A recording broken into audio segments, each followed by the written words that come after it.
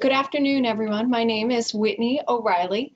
Thank you for joining me for this short lunch and learn about some recent legislation called the Secure Act.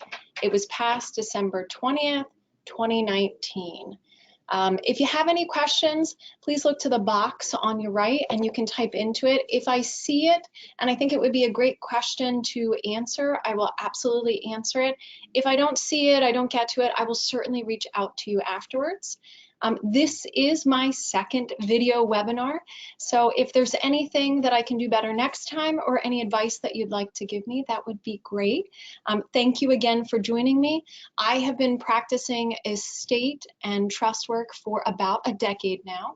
I draft wills, trust. When someone passes away, I administer an estate, and I do various levels of trust administration and business succession planning. So this is all I do now, all I have been doing for a number of years. And this piece of legislation affects what I do for clients, estate planning. It eliminates an estate planning technique that for decades we have been utilizing in estate plans for clients. And I'm going to move to, oh, hold on one second, let me get the slides going. The reason that there are so many of you here today on this call is because you all have retirement accounts. Right? This is a chart that shows that we have almost $30 trillion invested in retirement assets, and this law significantly affects those assets. And you, because you're listening, want to find out what, if anything, I should be doing with my retirement accounts moving forward.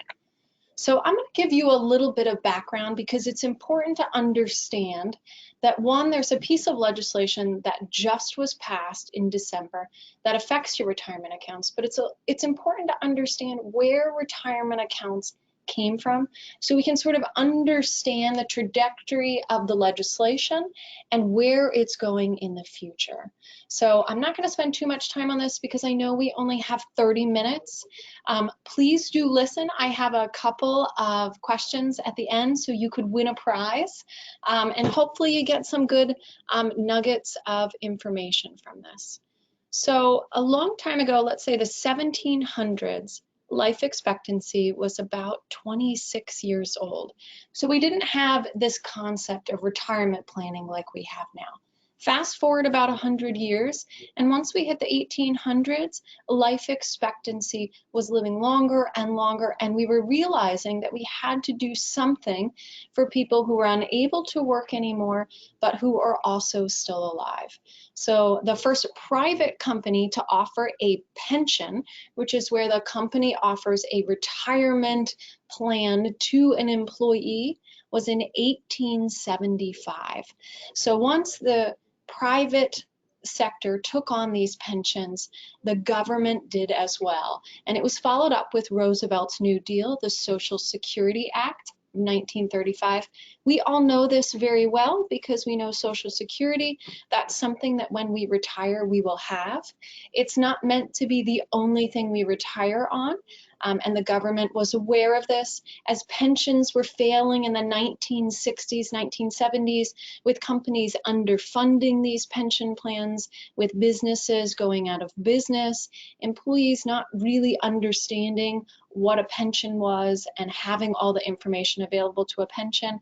The government had to do something, and that in turn led to the Employee Retirement Income Security Act of 1974.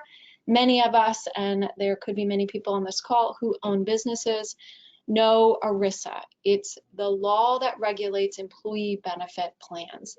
This is where we first see traditional IRAs. Now we've got 401ks, 403bs, they're normally for teacher, government employees. Throughout this webinar, I'm going to lump them all into qualified benefits, but just remember each and every kind of these retirement benefits has its own special regulations. And so something that I'm saying very generally, make sure that you follow up with your tax support, which is your accountant, your financial advisor, your attorney, and say, I've got this type of retirement asset. Is this a qualified plan?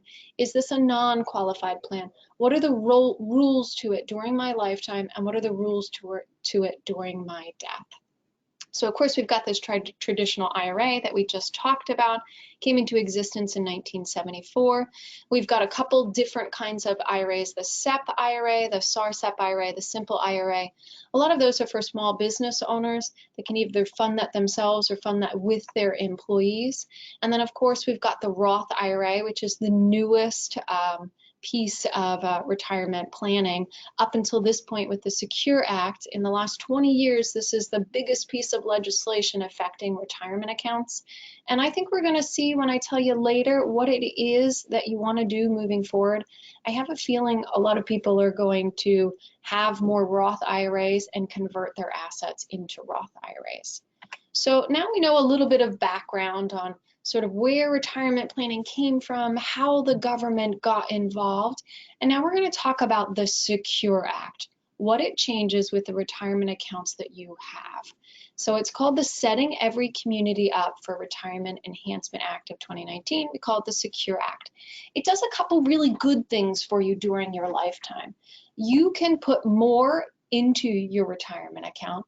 As long as you're working, you can contribute even after you're 70 and a half, and before you couldn't do this. You can also hold off on taking required minimum distributions from 70 and a half to 72.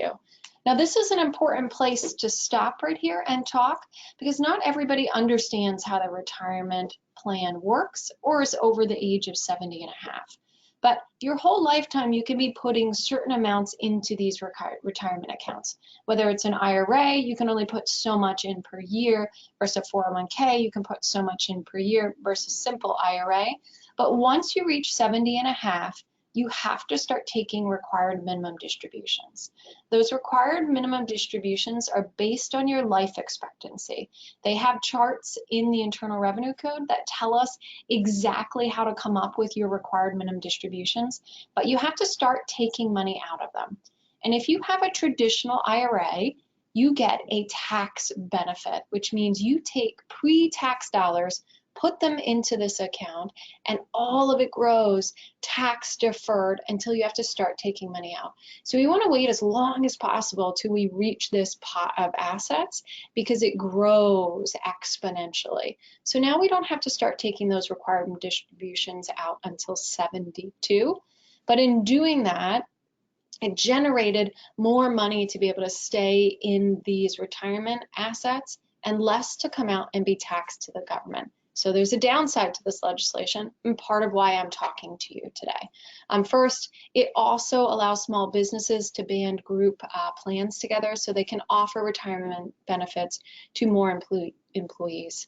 Now, we saw on the first slide that there's $30 trillion invested in retirement assets, but there's a lot of people in the United States that don't have retirement accounts, or they're not funded with enough assets. So it's the government's way of helping soup up these retirement assets, while unfortunately at the same time taking away some of their benefits that we're going to get to in a second. So annuities, I think there was a big annuity lobbying group here because we're now allowing annuities to be offered as investment options in 401ks. Again, it just allows everyone some additional options for how they want their money invested in a retirement account. 529s, we all know that this is a vehicle that we can save for education for our children. It just says we can take money out of that in order to pay student loans. And even if we don't need it for that particular child, their 529, we can use it for one of their siblings. Just makes it easier to use money if we've got a 529 account. Birth or adoption. Remember, when you put money into a retirement account, it's still your money, but you can't just immediately take it out. If you're before 59 and a half, there's a penalty, a 10% penalty on anything that you take out. This law says we won't charge you that penalty if you take $5,000 out, as long as it's for a qualified birth or adoption. Now remember, before you take money out of anything, make sure that it's qualified. talk to your tax team to make sure that you're making the right decision and you're not incurring a tax penalty. And then, of course, we've got the repeal of the kiddie tax rules.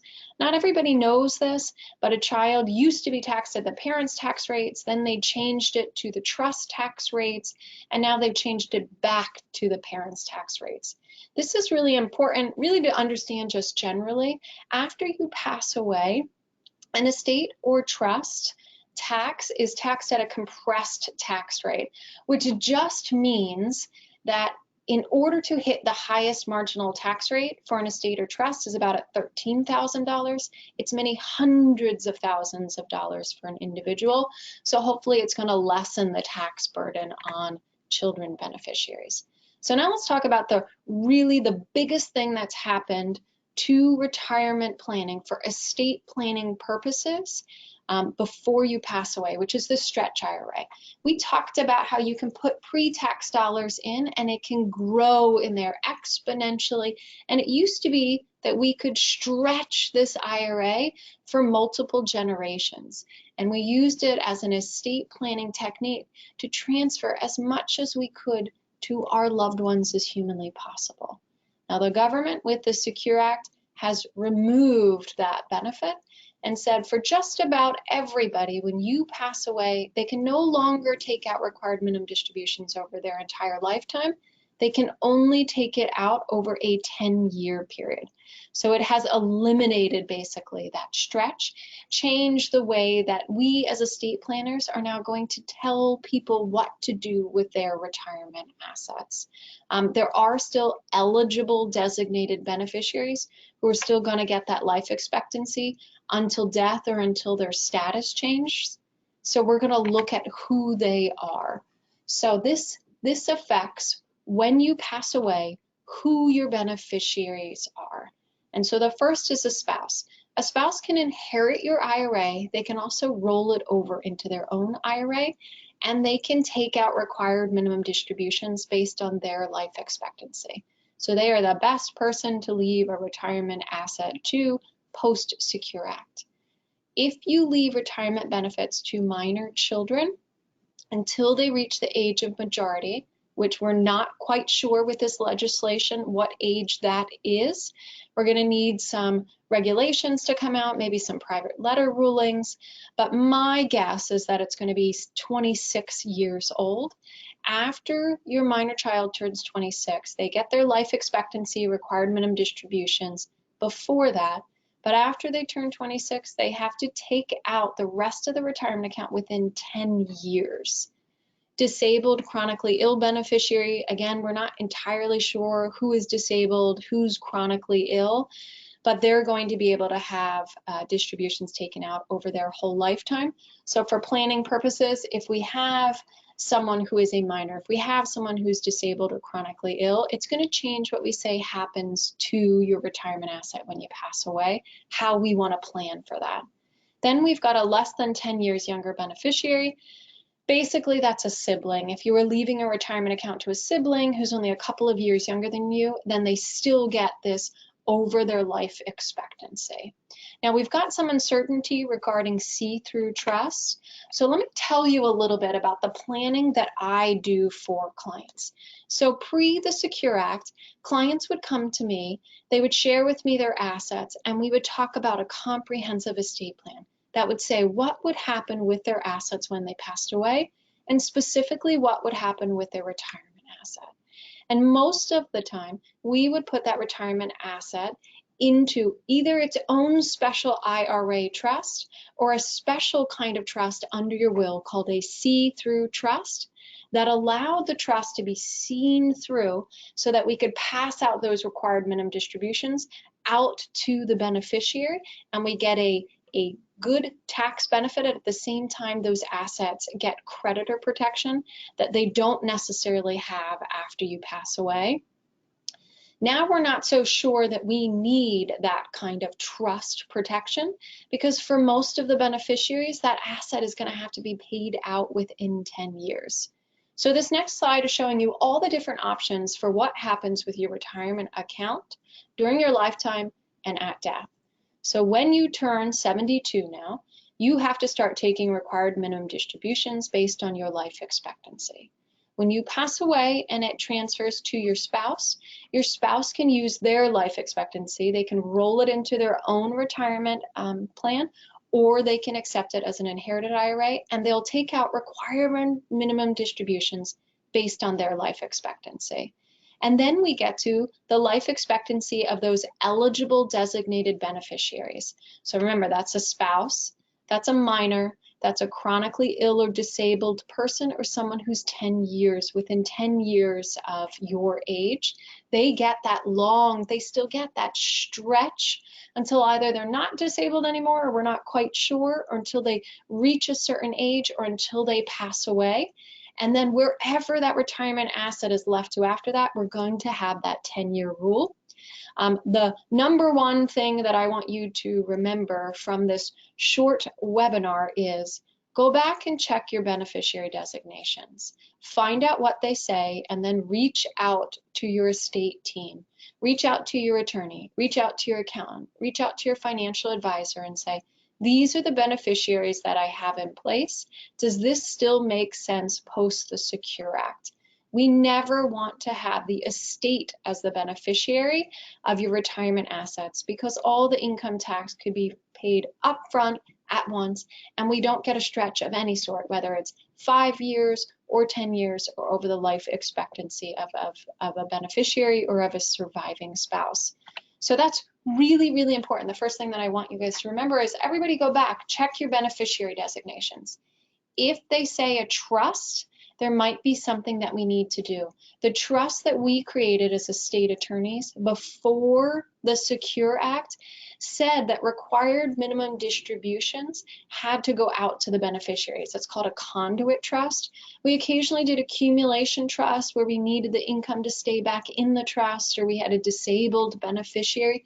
But most of the times we wanted the required minimum distributions to go out to beneficiaries. So if we still have a trust that has that language, it's not going to work the way that we want it to, and you may actually find that your beneficiaries get less retirement assets than if you had updated those beneficiary designations. So now let's talk about, we know a little bit of the background of retirement asset planning, where it came from, how we got to here. We know a little bit about the Secure Act. It offers us some benefits during our lifetime. We don't have to take those required minimum distributions so early. We can take them a little bit later. We can also, if we're still working, put more money into our retirement accounts. There's a couple carve-outs for some reasons that you can take money out of your retirement account and not be penalized on those distributions. But it basically eliminated the stretch, which means the government said, we're happy to help you plan for retirement, and we're going to give you this benefit. We're going to give you this benefit of not making you pay tax on these assets before you invest them.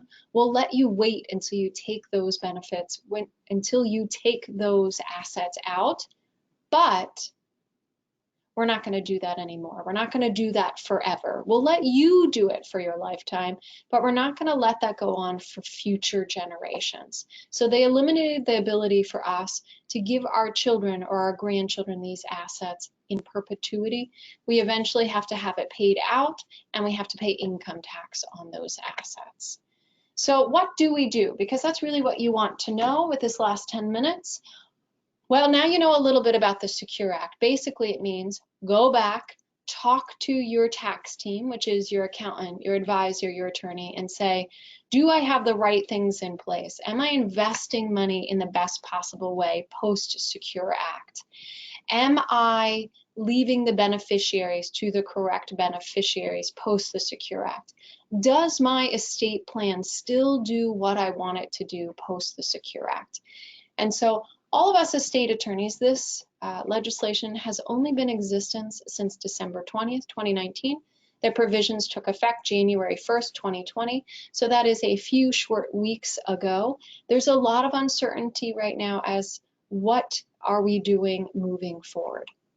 What I can say is we want to reach out to your team and say, this is what I've got. How should we move forward? Post-Secure, there's the advantage now of possibly using charitable remainder trust to continue that stretch. This is one option for beneficiaries, for someone who is on this phone call, to still get some of that stretch that was eliminated post Secure Act, but you do have to be charitably motivated. So if you're not charitably motivated, that's sort of off the table. You'll also, life insurance, have been talking with a lot of other attorneys and accountants and financial advisors, and what the gold standard of what we said previous to the Secure Act was fund your retirement account with as many assets as you possibly can, as you're allowed by law, because you get this amazing tax deferral and you can transfer this wealth on to successive generations. Because we've eliminated that ability, maybe we don't fully fund our retirement accounts. Maybe we use life insurance, whether in trust like an IRA trust or outside of a trust, in order to get that same benefit or an even better benefit. Life insurance for Pennsylvania purposes is not subject to inheritance tax, so you're eliminating a tax, whereas retirement benefits are subject to Pennsylvania tax. For federal purposes, life insurance is still taxable, so if you were going to utilize life insurance, we might put it into something called a ILIT, which is a special kind of trust that makes sure that you don't have to pay federal estate tax on those assets. I think we're going to see a lot of Roth conversions, these traditional IRAs, when we pass them on to our beneficiaries. So when my dad dies, I hope he doesn't die for a long time, but when he does, the likelihood is I'm going to be in my prime earning capacity, which means I'm going to be in the highest tax bracket that I'll probably ever be in, and I'm going to have to take large amounts of money from my dad's retirement account. So one estate planning strategy may be moving our traditional IRAs, converting them into Roth IRAs, which just means paying the income tax on them, so that then when the required minimum distributions go out to me after my dad passes away, I don't pay income tax on those assets, and more actually gets out to me as the beneficiary. And another simple technique is maybe we just name individuals. Remember, the gold standard right now is having a spouse as the beneficiary of your retirement account. But it's really what happens next that we have to talk about, which is, should it be named outright to your children? For me, I have 2 minor children. So I don't want to name my retirement accounts, which have an awful lot of money in them, outright to my children. They'll also be available to their creditors. Because I have young children, I don't know if they're going to be spendthrifts or they're going to have substance abuse issues. So I want to put that pot in a very special place. So there's still the option of using trusts, but they're going to have to be updated. So if you've done estate planning documents before the Secure Act, before the end of 2019, reach out to your estate planning attorney and ask them if something needs to be updated. So now we get to IRA Trivia, which is I'm going to ask a couple of questions, and the first person to answer the question is going to win a $25 Amazon gift card. Before I do that, I'm going to look over to the side here. I'm not exactly sure how I see questions, but it looks like we've got a lot of them. So one of the questions that I see is, trying to look through them really quickly. But of course, please feel free to reach out to me before or after. The slides for this presentation are going to be available on the website. You'll also be able to get a link to this webinar. Please feel free to share it. I do a monthly lunch and learn each month. So I hope you got some information from this. Most importantly, there was a big piece of legislation passed that affects your retirement accounts. It affects who you have as beneficiaries and when you can take money out of those retirement accounts. Really important to circle back with your tax team, your accountant, your financial advisor, your attorney, and say, what moving forward can we do so that I can use as much money as humanly possible from my retirement account, and that I can pass as much money as possible to my spouse, my children, or whoever my loved ones are that I want to receive those retirement benefits. There's no reason not to pass as much as humanly possible to them. And if you did planning before that, or you don't know your beneficiary designations, you're probably losing out on money for yourself or money that can pass on to future generations. So we're going to bypass that question so that we have enough time for these trivia questions, but I'll look back on it and I can answer some of those questions afterwards. So the first question is, and the first person who types it in, I'm going to send an Amazon gift card. So I hope you were listening, and more importantly, I hope after you get off this call that you look back, you look at your retirement account, whether it's an IRA, a 401k, whatever it happens to be, look back at that asset. Make sure there's beneficiaries and make sure you understand the ramifications of who or what those beneficiaries are, and then adjust them according to the Secure Act. Reach out to your team of tax experts in order to tell you this is how we should be doing things moving forward. So our first question, here we go. After the Secure Act, when do I have to start taking required minimum distributions? Is it at 70 and a half? 72, or did the Secure Act eliminate required minimum distributions? And I'm just looking over to see if anyone's gotten to the first answer.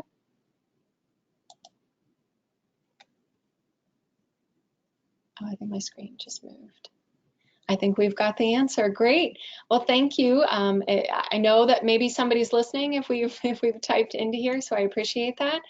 And the answer to this is it changed when you start taking required minimum distributions from 70 and a half to 72. So B was the correct answer. So one more question where you can win an Amazon gift card is, after the passage of the Secure Act, which is the better designation for my retirement asset, my IRA? Is it my estate or my spouse? And I'll give you a second to answer that. And hopefully you all know the answer to this, because whenever I have these lunch and learns, it's really important, whether you're my client, whether you're a client of this firm, whether you're a friend of this firm, I want you to have the most information possible so that you can utilize your money for yourself and for your children, and you can pass as much to them as humanly possible allowed by law. Great, and it looks like we've got an answer to that as well, which is, it's my spouse, right? That's the gold standard. That's who the beneficiary should be if you have a spouse. Now, if you have a second marriage, maybe it's not outright to the spouse, maybe it's through a trust. Previous to the Secure Act, we did things like that all the time. Moving forward, we have to be a little bit careful at how we do that so that we don't eliminate the stretch by putting things into a trust. But yes, your retirement benefits should never have a blank or have the estate as the beneficiary. If you have that, reach immediately out to your estate attorney and say, how do I fix this? What should I do? So let's see, it looks like we have 2 minutes left. If anyone has any other questions, I can look back at these questions, try to sort of answer them as we go. There were some great questions about what we do moving forward after the Secure Act. We have $400,000 in a retirement account. We went to an estate planning attorney. We have an IRA trust. Are we okay? Well, that's a great question, and the answer is probably not. That IRA trust worked really well before the Secure Act was passed. After the Secure Act, it may actually cause an adverse tax ramification. And what that means is less money will ultimately go out to your beneficiaries. So really important to reach out to your tax team and say, is there something that I should be doing with my retirement account post the Secure Act? And now that I know a little bit about it, maybe I know that there's something that I need to do, at least put a beneficiary down because I didn't have anything before that. Well, it looks like we are at 12:30. I want to thank everyone for being part of this Lunch and Learn. I couldn't see the screen most of the time, so I hope you didn't think I was off somewhere else, or maybe I was looking in a different direction. But feel free to give me any recommendations. Feel free to reach out if there's a certain topic you'd like me to talk about. The Secure Act was pretty important. We all have retirement assets. We all should know who the beneficiaries are, and we should all have the beneficiary that gets the most money to ourselves and to our loved ones as humanly possible. So again, I'm an estate attorney here at Cohen Seglias. I run the estate department. I draft wills, trusts, power of attorney documents. I administer estates, and I work with business succession planning. I look forward to hearing from you, and I look forward to seeing some of you next month at my next Lunch and Learn. Thanks so much. Have a great rest of your day.